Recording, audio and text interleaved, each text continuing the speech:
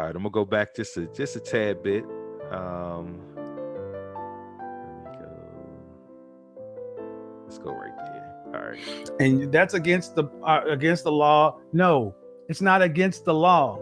Well, you see that says no cell phone, this and that. That's a policy. A policy means something that you, as an employer, or somebody that works there, we don't have to deal with policy. We deal with law. That's right. You go into the post office and film, and there's hundreds of videos of people calling the police, 911. Because somebody pulled out their phone and started recording. Now, damn the 35 cameras that are around there. Forget everybody that's doing this. The thing is, this is freedom of speech. This is free speech, and it's freedom of the press.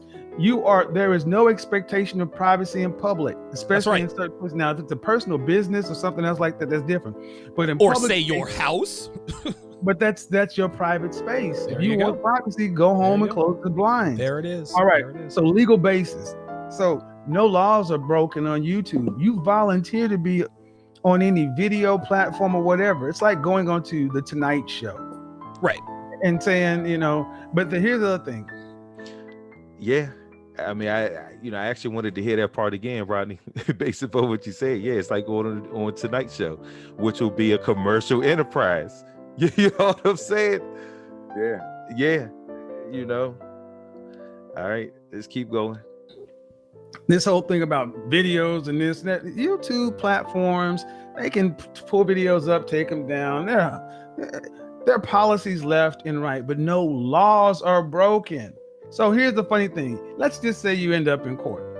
All right. Okay. You got to show a law that was broken. Okay. I agree with him right there.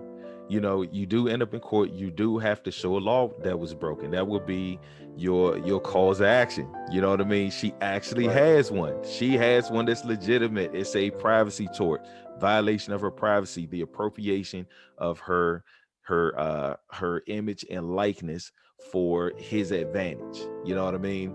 So it is a legitimate cause of action, or what he called legal basis, that exists. It is. And there's some evidence of merit to it. You know what I'm saying? If it can be proven that YouTube is a commercial enterprise. Yeah, that's true. Let's keep going. Then even if you can show a law that was broken, you got to prove damages. All right. I want to stop right there, Rodney. And I want to take people over to this article that we found that deals with North Carolina and the right of publicity law. All right, I want to read this. And the reason I want to read this is because he's talking about damages, right? Now, all right, let me start right here, y'all. Right here. All right, I'm going to highlight where I'm starting at, the first sentence. All right, it says, North Carolina does not provide a statutory basis for right of publicity claims. In 2009, the North Carolina legislature proposed but did not enact legislation that addressed the right of publicity. North Carolina appellate courts have only applied the misappropriation branch of the invasion of privacy tort in 2 cases.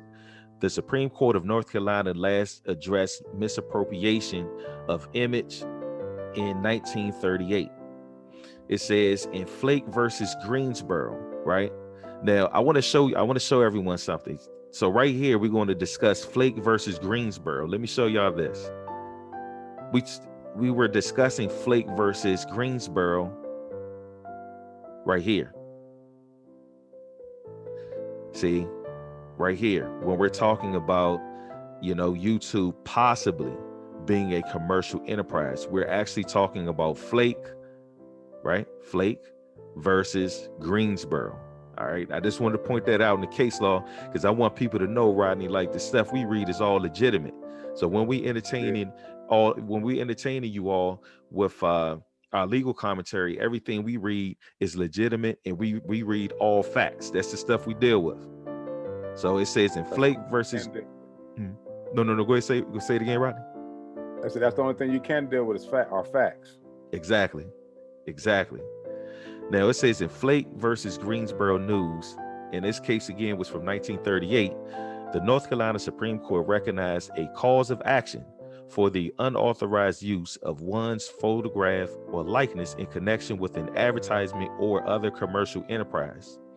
Inflate, the plaintiff brought suit on the basis of an advertisement published in a local newspaper that featured a picture of her dressed in a bathing suit.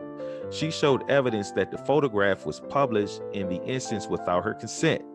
The court held that the unauthorized use of a plaintiff's photograph in connection with an advertisement or other commercial enterprise would give rise to a cause of action.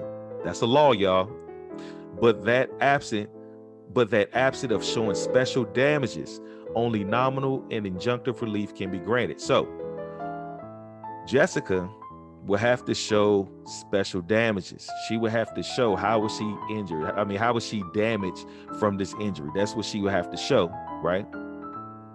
And then if she doesn't show it, then her relief will be nominal, meaning it really wouldn't be that much of anything other than injunctive relief. Now, injunctive relief would be the court ordering Kevin to either blur her image or to completely remove it from YouTube permanently. Yeah, the special. Go ahead. No, go ahead, Rodney. I was gonna say the special damages. She would have to get through discovery to get to how much he made off that video, Right. Because she was not. Again, she's like an undisclosed investor. You know what I'm saying? Just because you're ignorant of your rights doesn't necessarily mean you waive them. So the special damage would be. I would phrase it to as what percentage of the amount he made off my image is owed to me. That's right. Special.